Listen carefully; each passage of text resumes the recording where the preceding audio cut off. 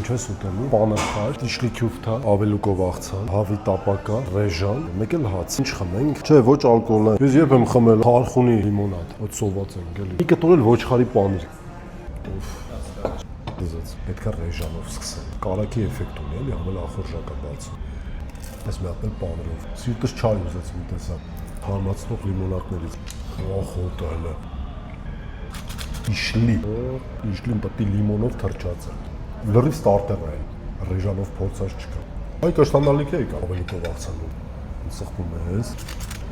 Շեֆը ուղղակի հանճարեղ համադրություն է տալիս։ Հացմանի վրա։ Հիմա տապական հավի փապկամիս, լիք, սնդուկ, սոխ։ Հավի դուրս սարքելը ամենաբարդ բաներից մեկը։ Տապակայի դեպքում ես ավելի քան ստացվել է։ Նովայկե հանճարեղ պարզություն։ Տանոթաշի երկրորդ անունն է։